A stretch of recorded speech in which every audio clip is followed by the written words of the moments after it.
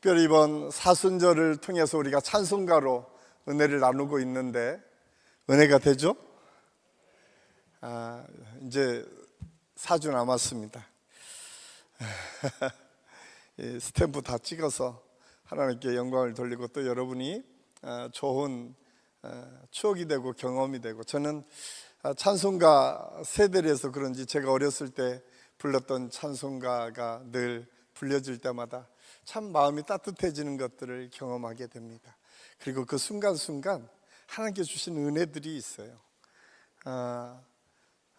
정말 하나님께서 주시는 은혜들이 찬송을 통해서 참 많이 제가 봤는데, 저는 이번 6주 동안 우리가 십자가의 길, 예수님이 걸어가셨던 그 발자취를 밟아가면서 우리의 믿음이 다시 회복되어지고, 또 여러분의 가정에 하나님께서 주시는 은혜를 새롭게 세워가는 축복이 있기를 간절히 소원합니다. 지난주에는 우리가 광야를 걸었어요. 광야를 걸으면서 가장 먼저 주신 하나님의 메시지는 십자가의 그늘에 우리가 쉼을 얻고 영적 충전을 이루는 것이 얼마나 큰 축복인지, 그리고 예수님께서 그 십자가를 통해서 십자가의 그늘을 만들어 주셔서 그 광야 같은 세상에서 나 쉴 곳 없다고 고백하는 것이 아니라 그곳에 들어가기만 하면 절대적인 하나님의 은혜와 하나님의 보호하심이 있음을 우리가 깨닫고 그 여정을 시작했습니다. 그런데 오늘 예수님께서 다시 제자들을 이끌고 오늘 가이사랴 빌립보 지방을 향해서 가셨습니다. 참 놀랍지 않습니까? 광야를 가서 시작했던 예수님의 여정이 이제 가이사랴 빌립보, 이 가이사랴 빌립보 지역은 어떤 지역일까요? 우리가 예루살렘에서부터 북쪽으로 한 40km, 이 빌립보는 갈릴리 호수를 끼고 북쪽으로 한 40km 있는 지역에 위치한 도시입니다. 성경에 가이사랴 빌립보라고 나오는데, 이 가이사랴 빌립보라고 하는 그 이름 자체가 주는 특별한 의미가 있습니다. 가이사랴가 무슨 뜻이죠? 로마의 황제 가이사가 있습니다. 그래서 로마의 황제 가이사랴의 이름을 따서 가이사라라고 하는 지명을 만들었고, 그 당시에 이스라엘의 분동왕 헤롯 빌립입니다. 그 빌립의 이름을 따서 가이사랴 빌립보라고 하는 이 지명이 나오게 된 거예요. 그 지역은 광야하고 정반대의 지역이었습니다. 광야는 메마른 땅이었어요. 모든 것이 죽어있는 것처럼 보여지는 그 땅이었는데, 이 가이사랴 빌립보는 그 지역 북쪽에 무슨 산이 있었죠? 갈릴리 호수를 채워가는 그쪽에는 할몬산이라고 하는 산이 있습니다.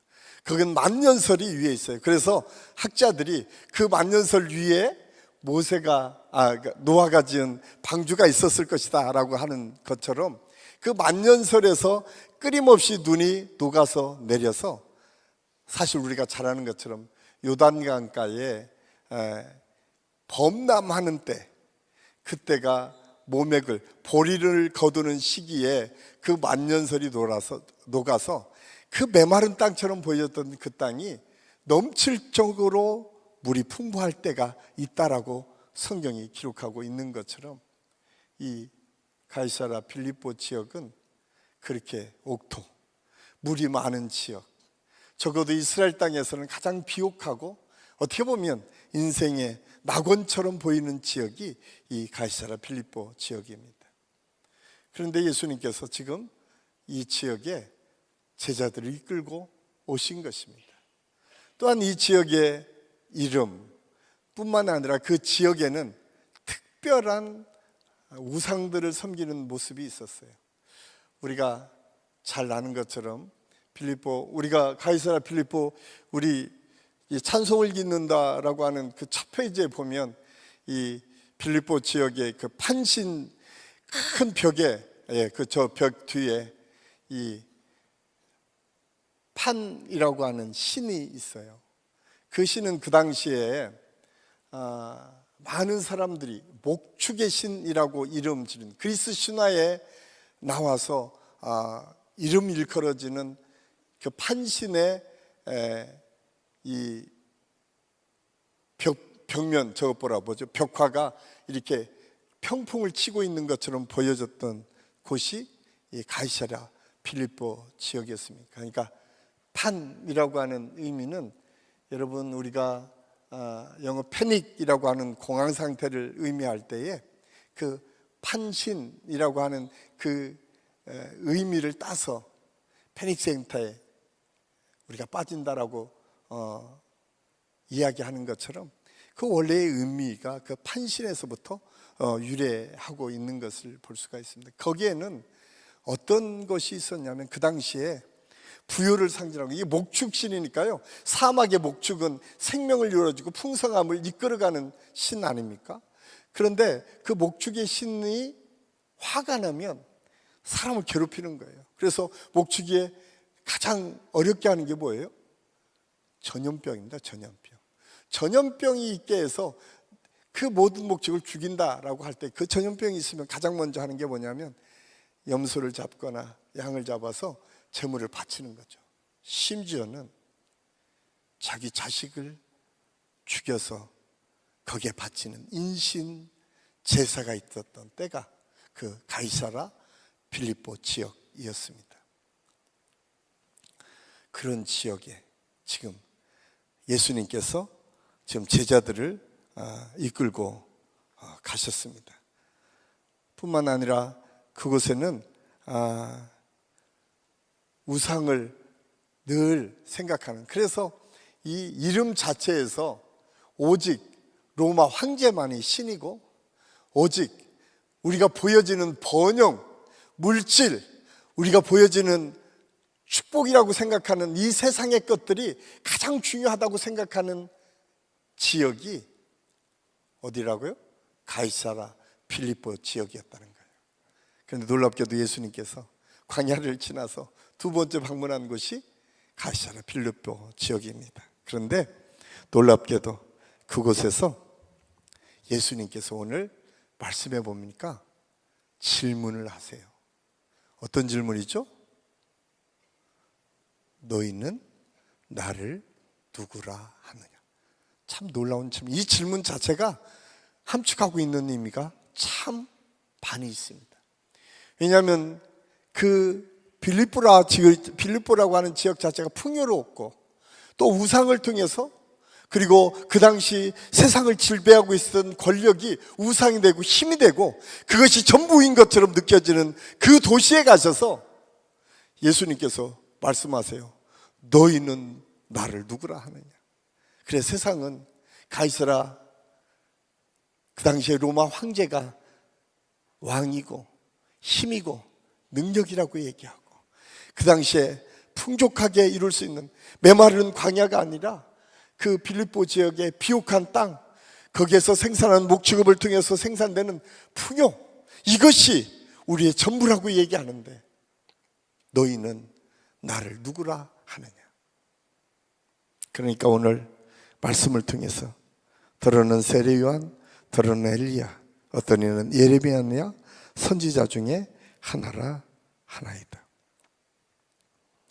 이야기는 뭐냐면 여전히 이 사람들은 그 시대에 가장 하나님의 뜻을 선포하고 증거했던 사람들이었음에도 불구하고 그들을 따르던 수많은 사람들이 있었던 것을 알 수가 있습니다. 그런데 오늘 베드로가 그 침묵을 깨고 나와서 고백합니다. 주는 그리스도시요 살아계신 하나님의 아들이십니다. 지금 예수님이 질문하신 거잖아요. 야, 여기 세상 사람들은 다 지금 로마 황제가 너희의 주인이라고 하고, 지금 모이는 풍요가 우리의 삶을 이끌어간다고 하고, 지금 여러 가지 우상들이 우리에게 주어지는 축복의 길이라고 얘기하는데 너희는 나를 누구라 하느냐. 그때 베드로가 주는 그리스도시요 살아계신 하나님의 아들이십니다.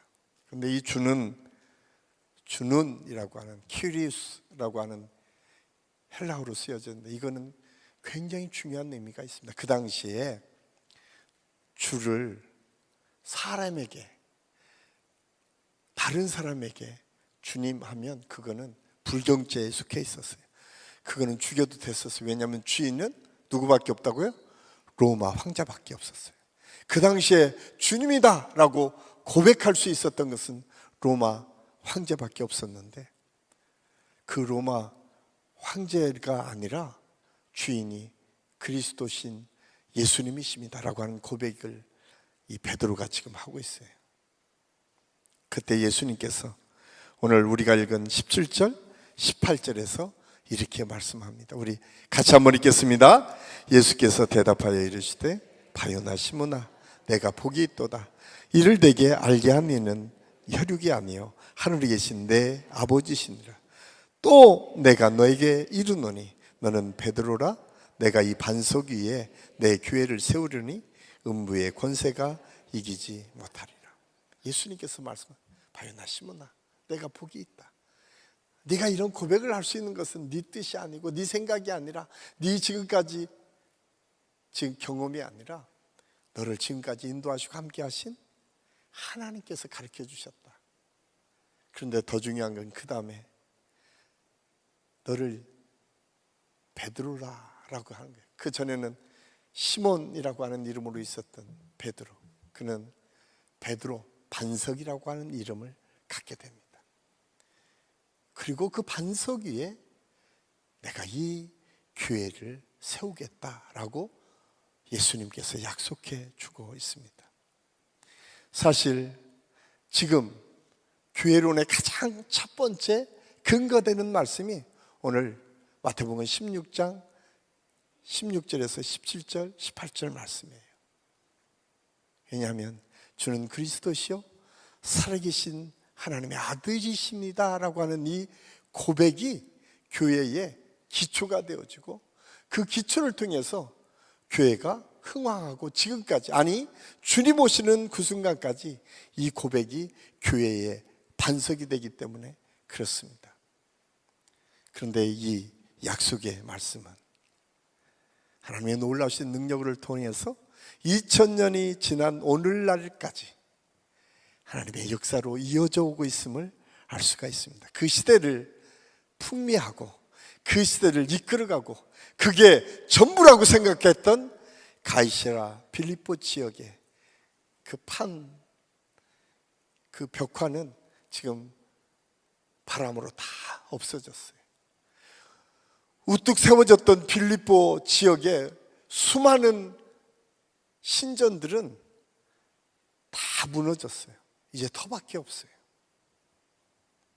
그런데 오늘 예수님께서 말씀하신 주는 그리스도시요 살아계신 하나님의 아들이십니다 라고 하는 이 고백 위에 세워진 교회는 빌립보를 뛰어넘어서 지금 이 세계 곳곳에 교회가 세워지고, 지금도 이 순간에도 끊임없이 주님의 복음이 이 고백을 통해서 계속 이어지고 선포되고 있다는 사실을 우리가 알 수가 있습니다.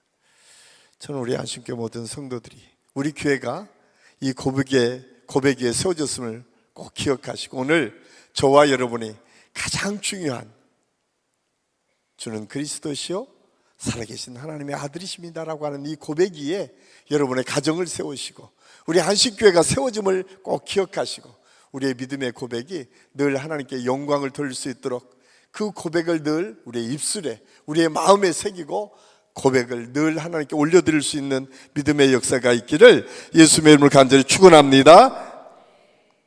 뿐만 아니라 저는 오늘 이 말씀을 준비하면서 우리가 마지막 찬양으로 94장 주 예수보다 더 귀한 분이 없네라고 하는 이 고백의 찬양이 참 마음에 와닿았어요. 왜냐하면 빌립보 가이사랴에 예수님이 제자들을 데리고 가셔서 물으셨던 것처럼 오늘날 이 현대사회가 뭐예요? 현대사회가 물질 만능주의에 우리가 살고 있지 않나요?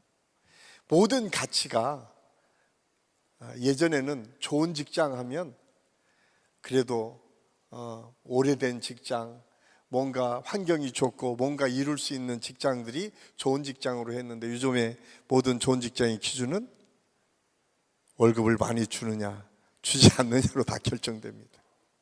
그래서 물질 만능의 시대를 우리가 살고 있어요. 돈이 주인인 시대. 뿐만 아니라 우리의 시대는 성공한 사람만이 사람 취급받는 시대를 지금 우리가 살고 있지 않습니까? 그래서 권력이 신인 것처럼 내가 좀 더 힘을 더 갖고, 내가 좀 더 높은 지위에 가고, 내가 다른 사람보다 좀 더 많이 알려주고, 이런 것들이 우리 일상생활 속에서 가장 중요한 가치처럼 여겨지는 가이사라 필리포 같은 시대를 지금 우리가 살고 있습니다. 그런데 오늘 주님께서 저와 여러분을 부르셔서 이 사순절 기간에 우리에게 묻습니다. 너희의 주인은 누구냐? 너희는 나를 누구라 말하느냐? 오늘 주님이 물었을 때 여러분은 어떤 고백을 하시겠습니까? 사실 우리가 94장 주 예수보다 귀하다라고 하는 이 찬양은 조지 베버리 쉐어라고 하는 사람이 곡을 만들어서 하나님께 영광을 올려드렸습니다. 이 사람은 1928년 황금의 바리톤 목소리로 젊은 시절 23살에 원래 그는 바리톤으로 목소리가 좋은 목사의 아들이었습니다. 우연히 그는 한 방송국에 노래를 부를 수 있는 기회가 생겼어요. 그 당시에 미국에서 가장 많이 알려준 NBC 방송국의 전속 가수로 들어갈 수 있는 길이 열려졌어요. 그는 그 당시에 목사님도 그렇게 부자가 아니었나 봐요. 목사 아들이었는데 너무너무 힘들어서 여러 가지 아르바이트를 하고 자기가 어떻게 하든 노래를 공부하다가 중퇴하고 세일즈맨에 푹 빠져서 돈 버는 일에 열심히 했는데, 우연한 기회에 MBC에서 이렇게 노래를 부를 수 있는 기회가 있는데 너무 잘했나 봐요. 그래서 전속 가수로 계약을 맺자라고 하는 연락을 받았습니다. 그의 나이 23살이었습니다. 그 앞에는 이제 MBC의 전속 가수만 되면, 예나 지금이나 전속 가수가만 되면 노른자 위에 올라가는 것처럼 인기가 한꺼번에 독차지할 수 있고 그 앞이 탄탄대로가 열릴 수 있었습니다. 그런데 하루는 그가 그런 생각을 했어요. 이제 가서 사인만 하면 되는데, 아침에 피아노 앞에 서서 연주를 하려고 하는데 그 어머니가 그 피아노에 이렇게 놓은 시가 하나 있었어요. 그 시는 레아 밀러라고 하는 분이 쓴 시였어요. 그 시가 이 시였답니다. 주 예수보다 더 귀한 것은 없네. 이 세상 부귀와 바꿀 수 없네. 영죽을 내 대신 돌아가신 그 놀라운 사랑 잊지 못해. 세상 즐거움 다 버리고 세상 자랑 다 버렸네. 그럼 불현듯 그런 생각을 했습니다. 피아노 곡에 곡을 붙여서 이 찬양을 만들면서 내가 이 찬양을 과연 부를 수 있을까? MBC의 전속 가수가 되면 세상적인 인기, 세상적인 것에 내 마음을 빼앗길 텐데 과연 그럴 수 있을까? 그리고 그는 마음에 결단합니다. 주님, 나를 찬양하는 사람으로 세워주시기를 원합니다. 그리고 이 쉐어 선생은 전속 가수를 포기합니다. 그리고 찬양 가수로 그의 앞날을 선택하고 결정합니다. 그리고 그 유명한 우리가 잘 아는 빌리 그레이엄 목사님이 세계를 누비며 주님의 복음을 증거하기 전에 먼저 나가서 복음성가를 통해서, 찬송가를 통해서 사람의 마음을 감동시키는 역사를 감당했습니다. 90세가 넘는 나이까지 그는 끊임없이 빌리 그레이엄 목사님이 전도 집회에 가는 곳곳마다 먼저 가서 찬양 집회로 마음을 여는 하나님의 귀한 쓰임받는 믿음의 사람이 되었다고 합니다. 그렇습니다. 어떻게 보면 MBC 전속 가수로 갔으면 훨씬 더 세상적으로는 더 부를 누릴 수 있었고 인기가 더 많이 있어서 더 큰 은혜를 누릴 수도 있었지만 그는 먼저 하나님의 쓰임받는 믿음으로 고백하기를 소원하며 이 찬송가 가사처럼 이 찬송가 작곡을 해서 하나님께 올려드린 것처럼 평생 이 찬송을 통해서 하나님께 영광을 올려드렸다고 합니다. 사랑하는 한식교 성도 여러분, 이번 사순절 기간에 우리는 이런 선택의 시간들이 언제나 우리 앞에 있을 수 있습니다. 여러분은 어떤 선택을 하기를 원하십니까? 오늘 성경은 우리에게 말씀합니다. 주는 그리스도시요 살아계신 하나님의 아들이십니다. 그런데 여러분, 그 다음에 성경이 이렇게 표현하고 있습니다. 내가 이 반석 위에 세운 이 믿음의 역사 위에 오늘 주신 말씀이 뭐예요? 내가 땅에서 매면 하늘에서도 맬 것이요 땅에서 풀어지면 하늘에서도 풀어질 것이다. 그리고 더 중요한 말씀을 합니다. 음부의 권세가 이기지 못하게 하시리라. 여러분, 그냥 주 예수보다 더 귀한 분은 없네, 이 정도로 그 인생이 끝나지 않습니다. 오늘 이 쉐어 찬양 사역자를 통해서 주신 하나님의 놀라우신 능력은 그냥 한 사람으로 끝나는 것이 아니라 세계 곳곳에 가서 주님의 복음을 증거하는 아름다운 역사를 이루어갈 때에 그 마음밭을 새롭게 바꿔가는 하나님의 능력자로 그를 사용하여 주셨습니다. 그가 찬양할 때마다 음부의 권세가 쫓겨가는 하나님의 역사들을 경험하도록 하셨습니다. 저는 우리 한신교회가 이 하나님의 은혜의 역사를 이루어가는 교회로 다시 세워지기를 원합니다. 주님, 이 성전에 와서 하나님께 기도할 때에 기도하는 땅에서 매면 하늘에서 매이고 땅에서 풀면 하늘에서 풀리는 기도의 통로가 되는 교회가 될 줄로 믿습니다. 저와 여러분이 그런 은혜를 하나님께서 약속해 주셨어요. 주는 그리스도시요 살아계신 하나님의 아들이십니다 라고 하는 그 고백 이후에 그 사람이 하나님께서 주신 은혜를 통해서 하나님의 뜻대로 기도할 때마다 응답해 주시고 그 누구도 여러분이 힘들고 때로는 어렵게 만들 수는 있지만 아주 넘어지지 않도록 하나님께서 보호하시고 인도해 주실 줄로 믿습니다. 여러분의 가정에 음부의 권세가 이기지 못하는 하나님의 권능을 부어주실 것이고 여러분의 육체 위에도 하나님께서 여러분의 아무리 연약하고 부족한 부분이 있다 할지라도 음부의 권세가 이기지 못하는 하나님의 권능의 역사가 우리에게 주어졌음을 믿고 그 믿음 위에 하나님께 기도하시고 여러분의 문제들을 풀어가는 하나님의 역사가 있기를 예수님의 이름으로 간절히 축원합니다. 이번 사순절 기간 내내 우리가 기도하면서 그 은혜를 누렸으면 좋겠어요. 여러분을 지금 묶고 있는 것처럼 보여지고 여러분을 무너지게 할 것처럼 보여지는 음부의 권세들이 시시각각으로 우리에게 도전해 올 때마다 주님, 주는 그리스도이시오 살아계신 하나님의 아들이신 그 주님이 나의 주님이심을 내가 고백합니다. 주님께서 이 문제를 해결해 주시고 이 권세를 물리치게 도와 주시옵소서. 그럴 때마다 풀어지고 해결되어지고 하나님의 능력으로 새롭게 되어지는 하나님의 역사가 있게 될 줄로 믿습니다.